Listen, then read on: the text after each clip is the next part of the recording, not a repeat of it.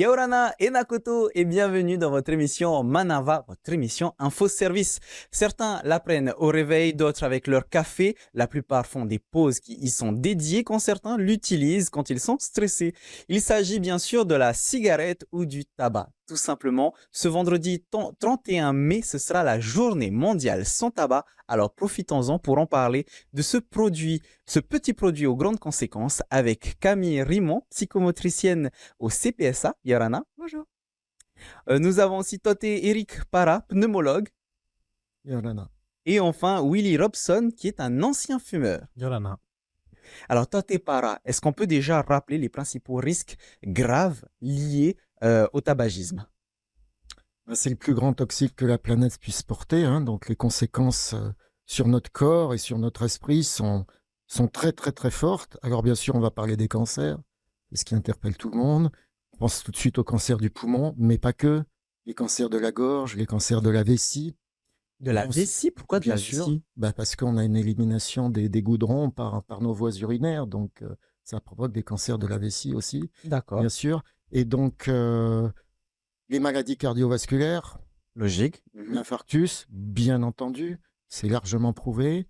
Les maladies respiratoires chroniques, la fameuse BPCO, bronchopneumopathie chronique obstructive, qui, n'oublions pas, conduit à l'insuffisance respiratoire chronique, qui fait qu'on se retrouve avec un tuyau de 10 mètres pour être relié à une machine pour pouvoir respirer suffisamment d'oxygène. Et puis toutes les autres conséquences qui sont extrêmement nombreuses. Alors on va parler sur la peau, sur le psychisme, la grossesse et le risque chez le fœtus qui est majeur. Hein, petit poids de naissance, accouchement prématuré, etc. Quoi d'autre? Enfin, énormément de maladies. C'est le vecteur du plus grand nombre de maladies chroniques et de maladies extrêmement dangereuses, bien entendu à l'image des cancers. Et ben voilà, cette réponse suffit déjà pour mettre fin au tabac. C'est la fin de notre émission. Non, on va continuer bien sûr avec déjà à quoi sont dus ces risques. Est-ce que c'est les ingrédients qu'il y a dans la cigarette, c'est la pratique, la fumée? Alors, il y a énormément de composants toxiques, jusqu'à des agents radioactifs dans la cigarette, et il y a plusieurs phénomènes qui concourent à la toxicité. Premièrement, la nicotine, qui est la drogue active, hein, celle qui va vous rendre accro à la cigarette. Nous donne envie de continuer à fumer. Exactement. Voilà. Et puis à côté, tout ce qu'on va appeler grossièrement les goudrons, hein, mais qui contiennent énormément de principes actifs toxiques, donc des agents radioactifs, des poisons, du cyanure. Donc ces goudrons sont extrêmement toxiques pour la santé. Et bien entendu, dès que vous utilisez des cigarettes de moins en moins sophistiquées, on va dire, en particulier des cigarettes à rouler, avec des tabacs vendus en Polynésie d'extrêmement mauvaise qualité, et ben vous augmentez les taux de nicotine, vous augmentez les taux de goudron et vous augmentez les toxicités. C'est-à-dire qu'en rapport d'un tabagiste normal de cigarettes manufacturées, hein, un paquet de 20 cigarettes, si vous prenez un paquet de tabac à rouler, vous pouvez, en mesurant la consommation en grammes de tabac, vous pouvez multiplier la toxicité par 3. Alors, on vient de parler de nicotine, donc je suppose d'addiction. Camille, à partir de quand on parle d'addiction, d'une seule cigarette, de deux? À partir d'une régularité, en tout cas, de la consommation de cigarettes. Donc forcément, ceux qui tombent dans une addiction, bah, c'est passé déjà par... il y a eu à un moment donné une seule cigarette, et puis au fur et à mesure, bah, ils se sont peut-être... Ils ont pris plaisir à fumer, donc ils ont fumé de plus en plus. En fait, le tabagisme, c'est un comportement qui est géré par une dépendance à la fois psychologique et physique. Et donc, au fur et à mesure des années, c'est pas juste une cigarette qui va faire qu'on addict, mais il y a quand même quelque chose, au fur et à mesure, ça va s'installer. Il va y avoir une perte de contrôle, en tout cas, de la consommation. Et finalement, c'est des personnes qui vont, avec le temps, augmenter leur consommation de cigarettes, le nombre de cigarettes fumées dans la journée. Il va y avoir une difficulté à arrêter, il va y avoir des envies quasi permanentes de fumer. Donc c'est ça l'addiction, c'est quelque chose qui s'installe quand même au fur et à mesure. Donc c'est ça le processus psychologique Oui, dont alors tu parlais? on parlait de la responsable principale, c'est la nicotine, qui est la drogue, qui est la substance qui est psychoactive, qui va venir en fait agir dans le cerveau au niveau du système de récompense. Cette nicotine, en fait, quand la personne fume, elle arrive très vite au cerveau. et elle va venir en fait libérer la dopamine qui est, on va dire, ce messager du plaisir et du bien-être. Et D'où le sentiment de bien-être voilà, que les fumeurs disent voilà. Donc la ressentir. personne après fumeuse, elle est à la recherche de D'accord. cette sensation-là. Et c'est pour ça aussi qu'il y a une augmentation des doses. Oui, parce qu'au fur et à mesure, il y a un phénomène de tolérance. La personne, c'est comme si le cerveau, il s'habitue un petit peu. Il faut qu'elle augmente ses doses. Ça, c'est un petit peu la même chose pour d'autres substances. Elle augmente les doses pour ressentir le même plaisir. Voilà. Et puis, par rapport à l'addiction, donc là, c'était le côté physique, mais ensuite, la cigarette, elle va venir accompagner un peu toutes les habitudes de la personne dans son quotidien. Et du coup, ce fameux, tu disais tout à l'heure, café, cigarette, ou après manger cigarette. Donc, c'est très lié aussi à quelque chose de comportemental, des habitudes. Des mauvaises Et habitudes qu'on voilà, prend, en donc fait. il y a vraiment des associations qui sont faites après dans le cerveau de la personne. Donc, quand elle va boire un café, ça va lui donner envie de fumer. Quand elle va être stressée, ça va lui donner envie de fumer. Donc, c'est cette aussi dépendance psychologique et comportementale. Alors maintenant, il faut savoir d'où est-ce que vient ce comportement. Enfin, en tout cas, comment est-ce qu'on commence? Justement, je me tourne vers toi, Willy. Comment est-ce que tu as commencé à fumer? J'ai commencé à fumer parce que dans mon entourage, beaucoup fumaient. À quel âge à peu près? Vers 16 ans, j'ai commencé. Bon, c'est Ah assez oui. tard pour être C'est haïtien. assez tard, j'allais dire que c'était assez tôt. Non, non, c'est assez tard pour être haïtien parce que je prends l'exemple de mon père. Bah, il a commencé assez tôt. Il a commencé quasiment à 12 ans à fumer. Donc, Oh, d'accord. voilà, je suis une exception, on va dire. Mais oui, c'est plus par rapport au fait que dans mon entourage, beaucoup fumaient. Et après, quand j'étais collège, lycée, c'était un truc un peu cool à faire. Et bah, de fil en aiguille, bah, j'ai commencé aussi à fumer, comme tout le monde en fait. J'ai Alors, fait comme tout le monde. faire comme tout le monde, faire comme la famille, c'était un truc un peu cool. Oui. C'est les choses qui reviennent. Toté, est-ce qu'il n'y a pas un problème sociétal finalement? Ah ben, c'est un phénomène sociétal, le tabagisme. On a des chiffres qui sont absolument dramatiques, puisqu'on a 40% de fumeurs, hommes comme femmes, et même des femmes qui fument plus que les hommes. Donc on a un vrai problème chez les femmes. Après, ce qu'il nous décrit, bah oui, c'est...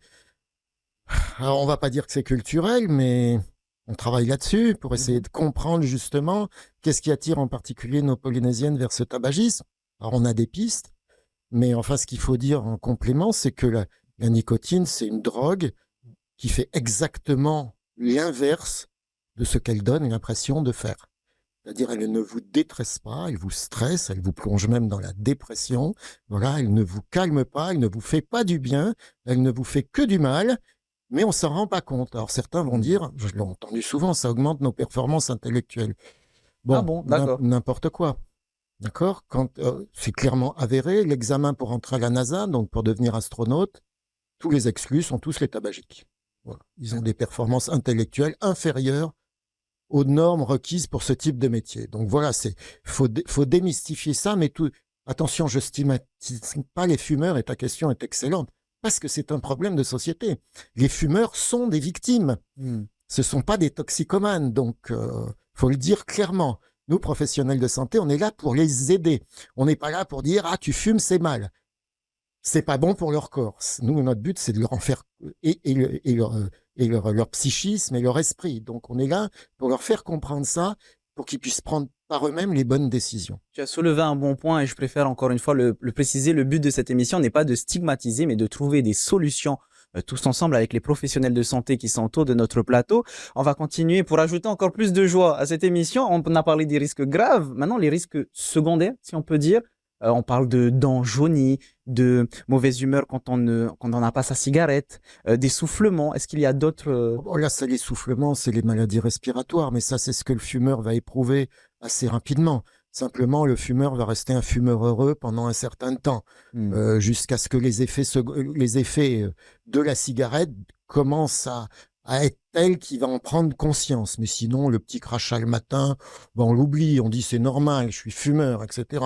Jusqu'au jour où il y a un peu de sang dans les crachats et qu'on va faire une radio et qu'il y a un cancer. Voilà. C'est comme ça que ça se passe. C'est très insidieux comme drogue. Donc, les effets secondaires, en fait, psychiques, c'est plutôt... Il y en a beaucoup, mais ils sont tellement divers que le fumeur est installé dans sa consommation et minimise tout ça, donc ne se rend plus compte de son agressivité, On parlait tout à l'heure de réactions un peu anormales quand on en parle. C'est pas des choses qui se maîtrisent, mais c'est des conséquences directes du tabagisme. Et je vois que Willy, depuis tout à l'heure, tu hoches la tête, tu réagis, tu as déjà été confronté à ce genre de choses, peut-être dans... J'ai un parent qui, on lui a dit que fumer ce n'est pas bien et tout, et qui a eu une attaque cardiaque. Bon, c'est une des causes de la cigarette, parce que c'est un grand fumeur, hein, Mhm. en dehors du fait qu'il avait aussi du diabète. Mais on lui avait demandé d'arrêter de fumer parce que justement, il s'est retrouvé pendant 3 mois à l'hôpital. Mais lui, il a minimisé tout ça. Donc, bon, on essayait de lui faire comprendre que c'est quand même grave, hein. Il était à 2 doigts de nous quitter. Donc, bon, il n'en a pas pris conscience tout de suite, sur le coup. Ça a dû prendre un moment pour lui en parler et tout. Et bon, pour l'instant, ça va. Parmi tous ces autres effets, Camille, on parle aussi de perte de fertilité. Est-ce qu'on peut fumer quand, par exemple, on est enceinte? Alors, ça m'arrivera pas à moi, mais une femme enceinte, est-ce qu'elle peut fumer? Alors non, la femme enceinte, c'est vraiment pas du tout recommandé de fumer. Donc c'est comme pour l'alcool, c'est zéro alcool, zéro tabac. Puisque en fait, la femme enceinte qui fume, elle va aspirer de cette fumée. C'est comme si le bébé il fumait, hein. Donc il va y avoir moins d'oxygène pour oxygéner le bébé. Et donc, comme disait Toté tout à l'heure, du coup, il y a des conséquences sur la grossesse, sur le développement du bébé. Donc, c'est absolument déconseillé de fumer, même si on voit malheureusement beaucoup encore de femmes enceintes qui fument sur Tahiti et aussi dans les îles. Alors, on entend parfois dire que quand il y a des femmes qui sont de très grosses fumeuses, c'est qu'elles tombent enceintes, une petite cigarette de temps en temps pour ne pas ressentir ce manque, ce stress, Oui, ça c'est peut ce être qu'on une disait avant, alternative. mais les recommandations ont un peu changé, ont quand même évolué. Maintenant, on dit il faut venez chercher justement de l'aide auprès des professionnels de santé pour arriver, parce que c'est tout à fait possible. Et les méthodes aussi pour gérer aussi le stress. Il y a plein de choses qui existent pour pouvoir se défaire du tabac, mais dans quelque chose pas dans la douleur en tout cas. Mhm. Voilà, donc il faut vraiment encourager ces femmes-là à venir se faire aider. On est là justement pour casser ces idées reçues. On va parler de tabagisme passif maintenant. Qu'est-ce que c'est? Quels sont les risques pour l'entourage? Tabagisme passif, c'est en fait quand les personnes, elles vont respirer la fumée des autres. Donc, on pense surtout aux enfants. Quand les parents, ils fument en voiture, on en voit encore malheureusement aussi. Les enfants respirent la fumée de la cigarette ou même dans les maisons, hein. Si les parents fument dans la maison, les enfants vont respirer la fumée de la cigarette. Et donc, c'est une fumée qui, comme on le disait tout à l'heure, il y a des composants toxiques, Mhm. cancérigènes. Du coup, même si la personne, elle fume pas de cigarette, en respirant cette fumée, il peut y avoir des impacts sur sa santé. Même si c'est à l'extérieur, par exemple dans le jardin avec les enfants.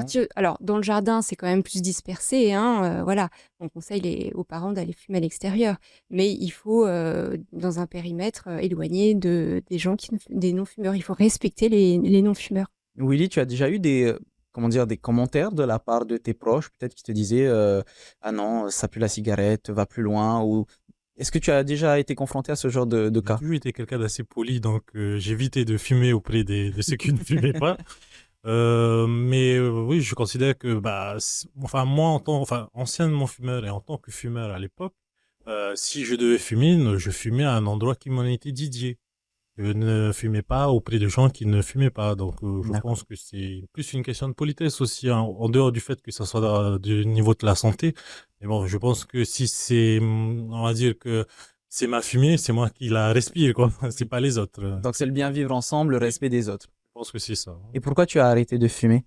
Pourquoi j'ai arrêté de fumer? Ah, c'est une bonne question. Il y a beaucoup de choses qui ont. En fait, comme je parlais il y a quelques minutes d'un parent qui a eu une maladie cardiaque. J'ai arrêté en 2018. La personne, elle, a eu son attaque en 2015. Donc, le temps que ça monte au cerveau, que je comprenne les différentes. En Les risques. 2018, en fait, j'ai eu un burn-out. Donc, je me suis retrouvé un peu fatigué de mon travail et tout, et je me suis dit que j'allais reprendre un peu, entre guillemets, ma vie en main. Et je me suis dit que la première chose à faire, c'était d'arrêter de fumer. Ça n'a pas été facile au départ, hein, ça a été, mais en vrai, Ce que je conseillerais aux gens, c'est de ne pas y aller petit à petit. Enfin, ça, c'est mon conseil à moi. En fait, ça n'a pas marché au départ pour moi quand j'ai commencé petit à petit. Et c'est juste que j'avais commencé petit à petit.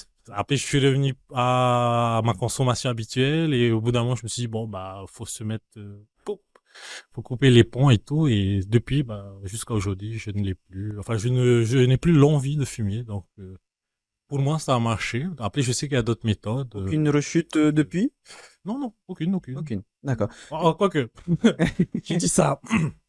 C'est pas une rechute, c'est juste que j'ai remplacé une addiction par une autre. On en parlera un petit peu plus tard. Après, Ne d'accord. perds pas le fil, on en parlera après. Toi, t'es juste, avant de rentrer dans le vif du sujet, diminuer les doses d'un coup, comme vient de le dire Willy. Juste, je vais revenir sur le tabagisme passif parce que Oui. il y a un grand mouvement de lutte contre le tabagisme qui naît d'une étude japonaise qui prouve que les femmes non fumeuses au Japon font plus de cancer du poumon que les femmes qui ne sont pas exposées à un tabagisme passif.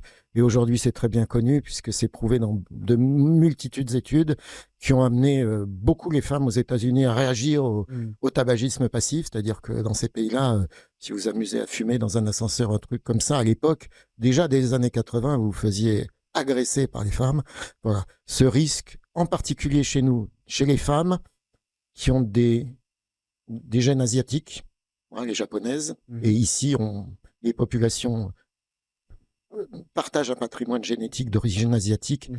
Non fumeuses exposées à un tabagisme passif ont des risques absolument catastrophiques de développer un cancer du poumon. On le sait maintenant, dû à des mutations génétiques sur les tumeurs. Bon, là, c'est un peu particulier, mais ce qu'on appelle une mutation de l'EGFR. Donc vraiment, c'est un combat, le tabagisme passif. Les non-fumeurs sont peut-être plus en danger que les fumeurs quand ils sont soumis à un tabagisme passif. Et c'est bien de le préciser. Justement, c'est essentiel. Oui. On va rentrer dans le vif du sujet maintenant. Les campagnes de lutte contre le tabagisme sont axées là-dessus d'abord.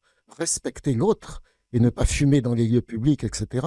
Ça, c'est clairement avéré. C'est une catastrophe. Quand vous rentrez dans une ambiance en fumée, moi, je me rappelle des avions qui étaient fumeurs à l'époque. Tout le monde fumait, hein. Tout le monde fumait dans l'avion. Pour souvenir, un Paris-Los Angeles Pape été en vol fumeur, vous fumiez pas, vous fumiez quand même. Hein. Bon, maintenant, tout ça, c'est terminé, mais heureusement. Heureusement. Camille, le titre de notre émission, c'est Tabagisme. Comment en venir à bout, justement? Quelles sont les méthodes proposées par le CPSA? Alors, le CPSA propose des consultations pour accompagner les personnes qui désirent arrêter de fumer. Ce sont des consultations qui sont gratuites et anonymes. On va proposer un suivi, en fait. Ça va être un suivi personnalisé qui va se faire vraiment au rythme de la personne. Ça varie, ça peut durer de quelques semaines à plusieurs mois. En fait, ça dépend de la personne. Du jour au lendemain, comme Willy l'a conseillé, peut-être? De quoi, l'arrêt? Oui, l'arrêt du tabac. Y en a... alors ça c'est pareil, ça varie d'une personne à l'autre. En fait, nous, on va suivre aussi le désir de la personne. Si la personne, elle se sent prête à arrêter, tant mieux, hein, du jour au lendemain.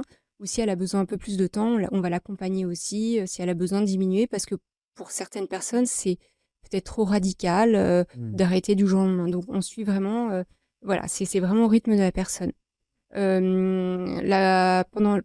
cours de la première consultation, donc la première fois qu'on va voir le patient, donc on va l'accueillir, on va lui poser pas mal de questions sur sa vie de fumeur, sa relation au tabac, on va évaluer son degré de dépendance, hein, parce qu'il y a des dépendances faibles, moyennes, fortes, donc on évalue tout ça. On fait aussi un état de lieu de ses craintes, de ses appréhensions, parce que de pouvoir en discuter, des fois, ça permet de lever en fait ces craintes-là. Par exemple, assez couramment, la crainte de prendre du poids ou la crainte de ne pas y arriver. Donc, d'en discuter, ça permet que la personne, elle soit peut-être plus sereine pour rentrer dans la démarche.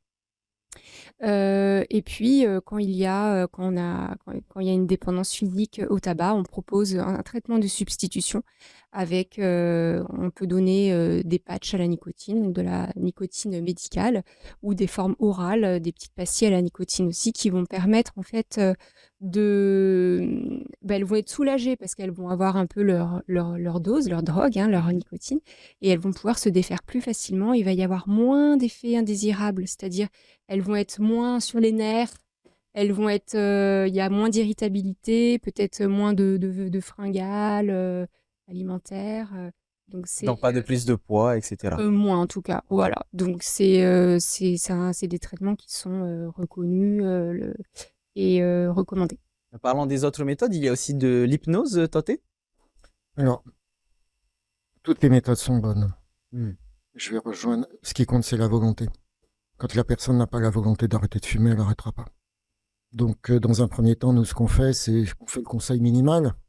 On te propose d'arrêter de fumer. Qu'est-ce que tu en penses? Regarde cette brochure pour faire comprendre, pour faire prendre conscience des effets néfastes sur la santé.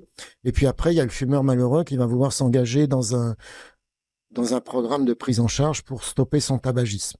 Donc, les méthodes de référence médicale, bon, c'est les patchs, les gommes, l'encadrement psychologique, etc. Tout ce qui est proposé, hein, d'ailleurs. Mais il y a beaucoup d'autres méthodes qui marchent et qui sont en mesure d'apporter au fumeur la méthode qui va lui convenir. Alors bien sûr, l'hypnose, l'acupuncture, des groupes de parole. Donc le plan des 5 jours est relancé, c'est une très bonne chose parce que le plan des 5 jours, c'est quelque chose d'important parce que le Polynésien, il aime bien être en communauté. Donc se retrouver en groupe, moi je l'ai observé, j'y ai beaucoup participé à l'époque, ça les amène plus facilement à arrêter. Le Polynésien est très communautaire, donc quand il se retrouve à 15-20 en groupe, ça marche très très bien. Mais bon, on tourne autour de 20-25% de réussite. Hein. Faut pas... La meilleure méthode d'arrêter de fumer, c'est de ne jamais commencer. Alors, donc, oui, c'est bien de le préciser. Oui, il faut le préciser. Donc le travail, en fait, c'est un programme de prévention dont on n'est pas très fort en France et en Polynésie. C'est d'agir chez les très jeunes, qui, disons-le, les petits, hein, 6, 7, 8 ans à l'école primaire, l'enjeu il est là, ils n'aiment pas le tabac. Hein. Le tabac, c'est pas bien perçu chez les petits. Hein. C'est pas bon, ça sent mauvais, ils aiment pas ça. Oui. C'est là qu'il faut travailler la chose pour qu'ils ne, à l'adolescence, ils ne franchissent pas le pas. Parce qu'une fois que le pas est franchi, revenir en arrière, c'est très difficile. Vaut mieux prévenir que guérir. L'ado, c'est pas un fumeur malheureux. Donc lui, il n'en considère que les effets bénéfiques, apparents, néfastes en réalité.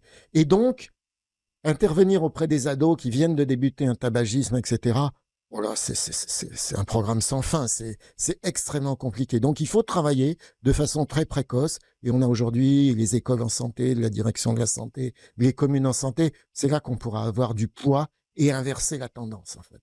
Alors, il y a une méthode non conventionnelle, transformer une addiction, changer une addiction par une autre. Ça a été ton cas, Willy. Alors, c'est pas vraiment une addiction, c'est une passion. Est-ce que tu peux nous en toucher deux? C'est juste que je suis un joueur de cartes. C'est des cartes Magic, si les gens connaissent. Et au moment où j'ai arrêté de fumer, je me suis mis à jouer un peu plus souvent avec des amis. Jeux de société, alors. Voilà, c'est des jeux de société avec des amis et tout. Et en vrai, ça m'a beaucoup aidé de jouer. Enfin, c'est plus le fait d'avoir rencontré d'autres personnes, d'avoir eu un entourage avec qui partager une passion commune, qui m'a fait aider à arrêter et à tenir. Camille, le sport, ça peut aussi être une bonne alternative? Oui, tout à fait, c'est primordial. Ça apporte beaucoup d'avantages. Le sport ou pratiquer une activité physique, déjà, ça permet de s'occuper, d'éviter l'ennui, parce que c'est souvent justement dans les périodes ou les moments où la personne va s'ennuyer qu'elle va avoir des envies de fumer. Donc, on encourage vraiment de reprendre ou de pratiquer une activité physique. Ça peut être juste d'aller marcher, d'aller nager, de manière régulière, tous les jours, par exemple. Nous, au CPSA, on propose aussi de l'activité physique, de marche nordique, une activité hebdomadaire tous les mercredis matins, avec un éducateur sportif, et donc on a aussi de très bons résultats. Donc ça, ce sont des méthodes qui sont proposées pour nos patients tabagiques, mais également pour nos patients qui ont d'autres addictions à d'autres produits. Mais donc c'est vraiment, ça joue sur le physique, mais aussi sur le psychologique. Ça permet de se défouler, de penser à autre chose, de se retrouver aussi avec d'autres personnes.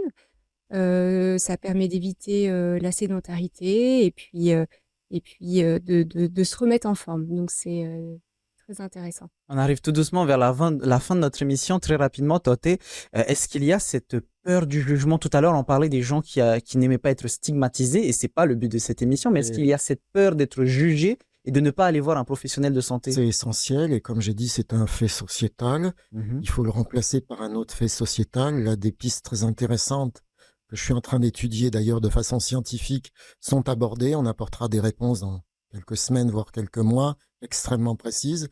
Mais je vais dire que le triptyque sevrage tabagique, alimentation, sport est essentiel. Si on ne traite pas les trois d'un seul coup, ça ne marche pas. Donc il faut vraiment aller plus loin. Et c'est un phénomène sociétal qu'il faut traiter de façon sociétale par la prévention chez les plus jeunes pour qu'ils ne franchissent pas le pas. Voilà. Et ça, c'est tout à fait jouable dans la société polynésienne, remplacé par des occupations que je vais dire à dimension, entre guillemets, culturelle. Et Dieu sait qu'on en a en Polynésie et qu'elles ne sont pas suffisamment exploitées. Voilà, je le dis clairement. Mais aussi chez les fumeurs, un programme de sevrage, effectivement, ça passe par de l'occupation, du sport, de l'alimentation. N'oublions pas que le sucre est une très forte addiction. Exactement. Voilà, exactement. Et donc, tout ça, ça joue ensemble. On vous apportera assez rapidement des réponses extrêmement précises et validées scientifiquement qui vont démontrer l'ampleur de la tâche à laquelle nous devons faire face et le fait qu'on n'est pas là pour stigmatiser les fumeurs, absolument pas. On est là pour apporter des solutions. Et on sera leurs problèmes et leur apporter des solutions réelles. Parce qu'on sait que distribuer des patchs ou des choses comme ça, sans tout cet environnement qui est fait au centre, mais malheureusement pas assez développé, qu'il faut pouvoir développer de façon beaucoup plus importante, parce que les professionnels de santé, on manque de crédibilité auprès des jeunes. Hein. Notre message de prévention, il ne passe pas auprès des ados. Hein. Les ados, ils règlent les problèmes entre eux, ils n'ont pas besoin de nous. Hein. Donc il faut les amener, eux, à prendre conscience de ça, que le corps en Polynésie, ça doit être beau, ça doit être fort, ça doit être tatoué, voilà, qu'on doit faire des sports traditionnels, danser, être bon à l'école. Je vous rappelle les conséquences du tabac sur les performances intellectuelles. Voilà, si on veut une jeunesse en pleine forme, avec un bon intellect, qui fait des belles études, qui réussit, eh bien, il faut changer, on dit de paradigme, c'est un terme un peu technique, il faut changer de modèle. Il faut changer de modèle de santé dans notre pays. Et ça sera la conclusion de notre émission. Merci beaucoup, Toté Para. Pour ceux et celles qui ont besoin d'aide, n'ayez pas honte. N'hésitez pas à appeler le CPSA au 40 46 00 67 ou via leur site internet service-public.pf/dsp/centre prévention soins addiction. Merci à toutes et à tous d'avoir répondu à mes questions. C'est la fin de notre émission. On se retrouve demain à 17h15. En attendant, bonne soirée sur TNTV avec tout de suite votre journal, votre VA en tahitien. Maururu itotato faririra trahuma parheanan.